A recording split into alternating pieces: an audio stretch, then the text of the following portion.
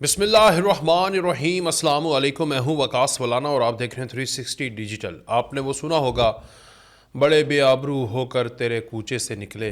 कुछ इस तरह ही है कि बड़े बेआबरू हो गए और यहाँ से निकल गए। अब ये फिट किसके ऊपर होता है? सुहेल अफरीदी साहब के ऊपर। सुहेल अफरीदी साहब की पंजाब यात्रा को अगर समराइज़ किया जाए तो चंद पॉइंट्स जो हैं वो ज़ेर गौर आते हैं और इन्हीं पॉइंट्स के ऊपर आज हम बात करेंगे कि आखिर इस वज़ीर आला का पंजाब के अंदर आने का मकसद क्या था। आपने सारी विज़िट को ख़ुद देखा होगा कि अगर मैं ओवरऑल विज़िट में सहाफ़ियों को निकाल दूं तो कुल मिला के सारा 500 बंदा इकट्ठा हुआ। कितना? 500। अगर मैं सहाफ़ियों को निकाल दूं, सहाफ़ी बड़े ज़रा पुरजोश थे इस सारी विज़िट को देखने के लिए, दिखाने के लिए, सवालात करने के लिए। कुछ को तो बेचारों को मौका नहीं मिला, कुछ को मार पड़ गई। वो सारी डिटेल में एक एक करके मैं डिस्कस करता हूँ। अगर सहाफ़ियों को मैं साइड पे कर दूं क्योंकि उनकी तादाद इनसे ज़्यादा थी, तो अटक पुल से लेकर लाहौर और फिर वापस पेशावर तक 500 बंदा इनके, जिसमें सारे इवेंट्स थे, 500 बंदा इनके इस्तकबाल के लिए निकला है। और ये काफ़ी अच्छी तादाद है, थोड़े नहीं है। और मैं मुबारकबाद देता हूँ कि शुक्र है 500 भी निकल आया। जो इस वक्त सिनेरियो चल रहा है 500 नहीं निकलना चाहिए था। बहरहाल सुहेल अफरीदी के दौरे का मकसद क्या था? सबसे बड़ा मकसद पठानों को पंजाबियों के आमने सामने खड़ा करना। पठानों को, पश्तूनों को, गयूर कौम को पंजाबियों के आमने सामने खड़ा करना। ये तो मैं आई विटनेस भी हूं कि वहां पर 12 पठान थे और वो ये नहीं कह रहे थे कि पंजाब हुकूमत, ये भी नहीं कह रहे थे कि दिस हुकूमत, वो कह रहे थे पंजाबी।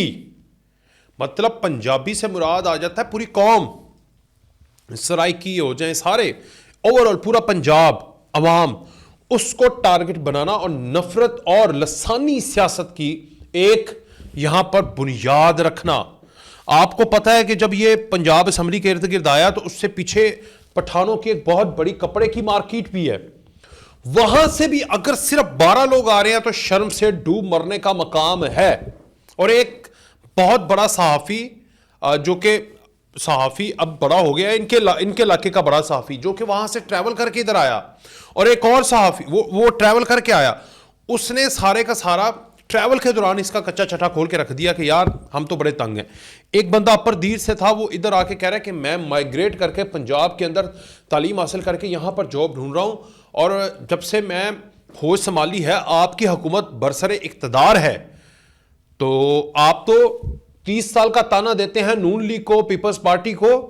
ये 12-13 साल के अंदर हम जवान जो जेंजीज हैं, जेंजीज समझ रहे हैं ना, जो अभी, या फिर जो 90s के बच्चे हैं, जो कि अब जिनको सेटल होना चाहिए था, वो केपीके की आवाज़, मैं उन 90s के बच्चों की बात कर रहा हूँ जो कि 1995, 93, 94 में पैदा हुए और आज वो 30 साल के हैं।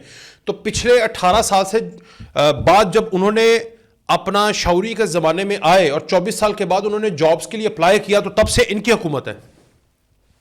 आप देखें, एक 24 साल का बच्चा है, केपीके में रहता है, तो वो अगर जॉब के लिए अप्लाई करता है, उसे जॉब्स नहीं मिलती, सहूलियात नहीं मिलती, फैसिलिटीज नहीं मिलती, तो वो पंजाब की तरफ आता है, तो वो किसका विक्टिम है? वो पीटीआई की हुकूमतों का विक्टिम है, इनकी करप्शन का विक्टिम है, इनकी धौंस धांधली का विक्टिम है, इनकी नाहली का विक्टिम है। इसलिए वो इस सूबे में आया और यहां पर आकर वो सच बता रहा है कि हम तो आपके ढसे हुए हैं। तो ये यहां पर इनको देखने को मिला। अपने लोग भी साथ आए और वो भी आकर कह रहे हैं कि ये तो बड़ा खूबसूरत है, आपने क्या कर दिया। खैर, सुहेल अफरीदी के दौरे के जो मकसद हैं वो अवाम के सामने रखते हैं। इश्क इमरानी को इश्क अवाम पर तरजीह देना, ये सबक देने वो पंजाब आया।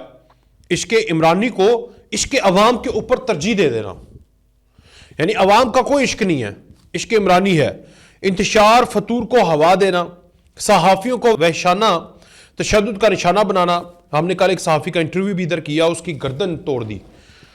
प्रेस कॉन्फ्रेंस में बाकायदा जत्थे के निज़ाम को फ़रोग देना, प्लांटेड लोगों को पॉइंट करके कोई अगर उसमें से मुख्तलिफ सवाल आ गया तो उसे कह देना तुम व्हाट्सएप वाले हो तुम्हें किसी ने सवाल लिख के दिया है, और भाई सिंपल सवाल, इसमें क्या बात पड़ी है कि आपको लाहौर कैसा लगा। आप अगर कराची से आए, पेशावर से आए, सिंध से आए, बलूचिस्तान से आए, KPK से आए, बैरून मुल्क से आए, जब लाहौर में आते हैं सबसे पहले मैं पूछता हूं, जो इधर पास मेरे रिश्तेदार रहते हैं यहां से 50 किलोमीटर, 100 किलोमीटर दूर, 150 किलोमीटर दूर, ज्यादा दूर नहीं, मैं उनसे पूछ लेता हूं जो पंजाब में ही रहते हैं, लाहौर कैसा लग गया, लाहौर लाहौर है। तो ये कॉमन क्वेश्चन है, इसको व्हाट्सएप पे कौन लिख के दे सकता है? ये पूछना कि आप वजीर आला हैं, आपने अपनी आवाम के लिए इन 3 महीनों के अंदर क्या किया, ये व्हाट्सएप वाला क्वेश्चन है। आपके ऊपर इल्जाम है कि जिस इलाके से आप हैं वहां पर काश्तकारी होती है, पोस्ट होती है, मनुष्यात की काश्तकारी होती है, इल्जाम है, प्रूवन नहीं है, मतलब आपके ऊपर इल्जाम है ना कि आप इस इलाके के ऊपर हैं और आप मुलविस हैं, आपके फ्रंटमैन मुलविस हैं। यह सवाल पूछना, इसके ऊपर नो कमेंट्स कर दें या जवाब दे दें, इसके ऊपर सहाफी को मार पड़वा दी। आपके ऊपर आपसे यह पूछना कि आप इश्क इमरान को, इश्क अवाम के ऊपर फोकियत दे रहे हैं, यह व्हाट्सएप वाला क्वेश्चन है या किसी ने भेजना है? आप खुद कहते हैं मैं इश्क इमरान में मुब्तला हूं, जान दे दूंगा।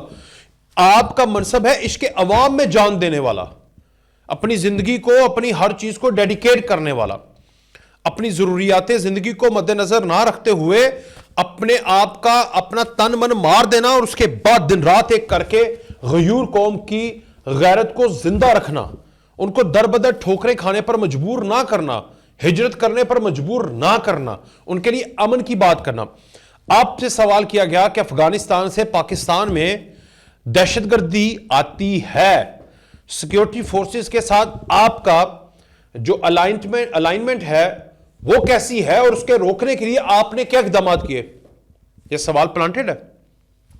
आपसे सवाल किया गया कि आप पंजाब की तरक्की देख रहे हैं, लाहौर की तरक्की देख लें कि आपकी आंखों को भली लगी, इस तरह का इंफ्रास्ट्रक्चर आपके पास लेकर जाएंगे। उसके ऊपर आपने जवाब दिया और आपने कहा कौमें सड़कों से तरक्की नहीं करती, तो कौमें खंडरात से तरक्की करती हैं, कौमें गारों में रहकर तरक्की करती हैं, कौमें जमाना जहालियत में रहकर तरक्की करती हैं, कौमें दहशतगर्दी में तरक्की करती हैं, कौमें बदअमनी में तरक्की करती हैं, कौमें मुनशियात के कारोबार और स्मगलिंग से तरक्की करती हैं, कौमें एक दूसरे को मार के, एक दूसरे को घिरा के तरक्की करती हैं, कौमें इंतशार से तरक्की करती हैं, कौमें एक लीडर के लिए पूरे पाकिस्तान को जलाने पर तरक्की करती हैं। बताएं, कौमें नौजवान नस्ल को गलत और इंतशार की तरफ उभारने पर तरक्की करती हैं। बताएं, सड़कें नहीं बनाएं, ये सारे काम करने कौम तरक्की कर जाएगी? ये सवाल है आपसे। लेकिन नहीं, आपने कहा कि जी सड़कें जो है ना वो बड़ा गलत काम है, इंतशार, मुनशियात, स्मगलिंग, इश्क इमरानी, कुछ ना करना, करप्शन करना, गुंडागर्दी करना, सूबों के अंदर जाकर पठान को, एक कौम को दूसरी कौम के मुखालिफ करना, आमने सामने करना, इससे कौमें तरक्की कर जाएंगी। ये है आपका मंशूर जो आपने पंजाब में आकर पंजाब के अवाम को देने की कोशिश की और मिला आपको कुछ भी नहीं, कुछ भी नहीं मिला। बहरहाल आगे पार्लियामेंट और बार के, लाहौर हाईकोर्ट बार के इस्तेहकाक को मजरू किया, सीएम पंजाब और मिनिस्ट्री ऑफ इंफॉर्मेशन की हार्जा सराई की। आपने मिनिस्टर ऑफ इंफॉर्मेशन को, आपके एक मिनिस्टर ने चीफ मिनिस्टर पंजाब को नहीं छोड़ा। एक चीफ मिनिस्टर, आपकी रिस्पेक्ट है तो चीफ मिनिस्टर पंजाब की रिस्पेक्ट नहीं है। आपके साबिका वजीर आजम की रिस्पेक्ट है, मौजूदा वजीर आजम की नहीं है। आपके वजीर आजम की रिस्पेक्ट है साबिका, आपके सीएम की, आपके मिनिस्टरों की रिस्पेक्ट है, chief of army staff CDF की रिस्पेक्ट उसका कौन ख्याल करेगा? DGI-SPR की रिस्पेक्ट का कौन ख्याल करेगा? गयूर वतन के सपूत जो कि अपनी जानों के नजराने पेश करते हैं और आपकी ही आवाम को बचाते हैं अफगानिस्तान से आने वाली तमाम तर इंतशार और दहशतगर्दी से, उनकी रिस्पेक्ट का जिम्मेदार कौन है? नहीं। बस आगे जी, मीना खान उर्फ, मैं कमीना खान तो नहीं कहेंगे उन्हें, बहरहाल उन्होंने हरकतें कमीनों वाली की हैं, ये अच्छा नहीं था। अब मेहमान है, आप किसी के घर में जाए ना तो मेहमान बने, तो अगर आपका सलीका घर में नहीं है ना तो आप एटलीस्ट कोशिश करते हैं कि उसके घर में जाके सलीके से रहें। ग्लास, ये जो ग्लास है ना, ये भी आप ना तोड़ें, आपके हाथ से अगर टूट जाएगा ना गलती से भी तो ये भी आपकी जो शाइस्तगी है या सलीका है उसके ऊपर क्वेश्चन मार्क आएगा कि इनको पानी पीने की तमीज़ नहीं है। और आपको तो बात करने की तमीज नहीं है, आपको रोडों के ऊपर चलने की तमीज नहीं है, आप दंदनाते फिर रहे थे, गुंडे बने हुए थे। भाई इधर लॉ एंड ऑर्डर है, यहां पर हेलमेट के बगैर कोई नहीं चलता, गाड़ियों में सीट बेल्ट के बगैर कोई नहीं चलता, यहां पर असला नहीं लहरा सकते, यहां पर आप मजरू नहीं कर सकते, अवाम का इस्तेहकाक मजरू नहीं कर सकते। यहां पर जो सीएम है वो भी प्रोटोकॉल के बगैर घूम रही होती हैं। लगी समझ? बाहर से डेलीगेशन आते हैं, उनको वीआईपी प्रोटोकॉल मिलते हैं, रोड्स बंद होते हैं, मगर ये नहीं है कि छोटे छोटे मिनिस्टरों के लिए भी और इस तरह सारा कुछ होता रहे। यहां नहीं होता, नॉर्मल नॉर्मल आईजी भी यहां फिर रहे होते हैं, इशारों पे खड़े होते हैं। लेकिन आप समझ रहे थे कि शायद आप कोई खलाई मखलूक आ गए हैं। बहरहाल उन्होंने जंगलियों और दरिंदों की तरह इंसानियत का तर्ज इंसानियत का अमली मुजाहरा किया मीना खान ने। फिर हत्तल वसी कोशिश की कि पश्तून भाइयों को पंजाबियों के सामने खड़ा किया जाए, लसानियत और सुबाइयत का बीज बोया। ये सारे वो आपके कारनामे हैं जो कि आपने पंजाब में आकर माशाल्लाह सर अंजाम दिए। दूसरी तरफ आगे बढ़ेंगे, इरशाद भट्टी साहब। इरशाद भट्टी साहब की सियासत के ऊपर, सहाफ़त के ऊपर सियासत तो खैर नहीं करते, कभी कभी कर भी जाते होते थे। बहरहाल सीनियर जर्नलिस्ट हैं और बेहतरीन अपना काम करते हैं, इनका यूट्यूब चैनल बहुत अच्छा चल रहा है। तो उन्होंने एक इंटरव्यू किया इंजीनियर मोहम्मद अली मिर्ज़ा, जो कि अपने बयानात की वजह से जेल उन्होंने काटी है। तो वो सारे इंटरव्यू का लबे लुबाब ये है कि इंजीनियर मिर्ज़ा का जो बैरक थी या कह लें कि चक्की थी, वो ये थी, ये देखें, ये इसके अंदर दीवार थी, दीवार के ऊपर वाला हिस्सा खाली था और साथ इमरान खान की चक्कियाँ थीं। चक्कियाँ समझते हैं? चक्की एक होता है, जैसे ये हमारा स्टूडियो है ना, 8x8 हो गया, इससे बड़ा हो गया। इस तरह इंजीनियर मिर्ज़ा कहते हैं कि मैं 19 ग्रेड से रिटायर भी हुआ हूँ और वो भी एक फेमस पर्सनैलिटी हैं पाकिस्तान में। तो उनको एक चक्की दी गई और उस एक 3 चक्कियों का एक बरामदा होता है, 3 चक्कियों का एक बरामदा होता है जिसमें आप चहलकदमी कर सकते हैं, नाश्ता भी कर सकते हैं। तो 3 चक्कियाँ एडजेसेंट थी और उनका एक बरामदा था और 3 वहाँ पर कैदी थे जो कि कह लें कि वीआईपी थे। और ये जो वीवीआईपी हैं उनके बीच में दीवार थी, ऊपर वाला हिस्सा खाली था और इमरान खान को 6 चक्कियाँ दी गई थी। 6 चक्कियाँ एक बंदे के रहने के लिए, यानी 6 कमरे और उसके साथ पूरा बरामदा। और जो इनकी चक्की थी उसके पास उनका नाश्ते का सारा साजो सामान था, या उस चक्की के अंदर वो किचन बना हुआ था। तो वो कह रहे हैं कि हमें मटन की, चिकन की, देसी खाबों की और इस तरह की खुशबू आती थी और हमें जेल का खाना जिस तरह का होता है वो मिलता था। उसके बाद इमरान खान सुबह ये तो जेल मैनुअल के मुताबिक फजर की नमाज के बाद तो आप किसी को जेल में बंद रख नहीं सकते, कैद तन्हाई तो होता ही नहीं है। सूरज की रोशनी जो थी उसके लिए इमरान खान को कह लें कि 6 चक्कियों जितनी जगह दी हुई थी, यानी कि अगर आप उसको वैसे कर लें तो ये 10 मरले या 1 कनाल के करीब जो रहायश है वो इमरान खान को जेल के अंदर मिली हुई है। 1 कनाल के करीब, 1 कनाल वाली जगह के ऊपर एक बंदा अकेला रह रहा है। तो यहाँ पर जो बाहर लोग हैं वो 2-2 मरले के अंदर, और इवन 1 मरले के अंदर भी लोग बेचारे रह रहे हैं, 2-2 मरलों के अंदर रह रहे हैं, पूरी पूरी फैमिलीज रह रहे हैं, ऊपर नीचे बेचारे सो रहे होते हैं। बहरहाल वहाँ पर ये सहूलियात थी। और जो कह रहे हैं कि मेरी चक्की थी, इससे पहले मेरी चक्की में एक और बंदा था और वो बंदा खांसी उसको लगी होती थी, जिसकी वजह से उस बंदे की चक्की चेंज कर दी। वजह यह थी कि खान साहब ने शिकायत की कि मुझे नींद नहीं आती, बंदा खांसता बहुत है। तो इमरान खान का सोने का निज़ाम इस तरफ था। इमरान खान को नहीं ये कहा कि इस चक्की से उठ के आप नंबर 6 चक्की पे चले जाएं तो ये बंदा इधर रहे। इमरान खान जहाँ जिस चक्की में सोना चाहें वो सो सकते हैं, मगर उस बंदे को हटा के बाकी और दूर जगह पर ले गए। और वहाँ पर इंजीनियर मिर्ज़ा को उन्होंने बाद में जब वो आए तो उन्होंने शिफ्ट किया। वो कहते हैं कि क्रिकेट के ऊपर बात करते थे। 4 नवंबर के बाद वो वहाँ से चले गए तो टीवी कहते हैं कि उनको मिला हुआ है, एसी भी मिला हुआ है और किताबें, हर चीज़ उन्हें मिलती है। और भी वो फैसिलिटीज़ होती हैं जो कि वो भी चूँकि मौलवी हैं तो वो भी नहीं बात कर रहे, और हम भी कहते हैं कि चलें छोड़ें, वो उनकी ज़ाती ज़िंदगी है, वो भी फैसिलिटीज़ याद रखिएगा वो भी मिल रही हैं। तो उन्होंने कहा कि 4 नवंबर के बाद उनकी आवाज़ नहीं आ रही थी, वो ज़्यादातर क्रिकेट के ऊपर बात करते थे। तो जब 4 नवंबर के बाद आवाज़ नहीं आई, हमने भी टीवी पे देखा कि इमरान खान को कैद तन्हाई में उनकी जो बहनें हैं वो शोर मचा रही हैं। तो उसके बाद जब कहते हैं कि मैंने किसी से तजस्सुस हुआ मुझे, तो मैंने पूछा कि भाई ये क्या मामला है कि 4 नवंबर के बाद इमरान खान जो हैं वो इधर नज़र नहीं आ रहे, वाकई कैद तन्हाई में चले गए हैं। तो किसी ने बताया कि नवंबर के बाद सूरज की जो धूप है ना वो यहाँ से उस तरफ चले गई है, तो इसलिए वो सारा दिन इस तरफ नहीं बैठते बरामदे में, वो आगे चले गए हैं, जिसकी वजह से हमें भी आवाज़ नहीं आ रही थी। बस उन्होंने खुद अपनी जगह चेंज की कि वो पीछे वाले हिस्से में चले गए, उन्होंने अपना सारा सामान पीछे शिफ्ट करवा लिया मॉर्निंग का।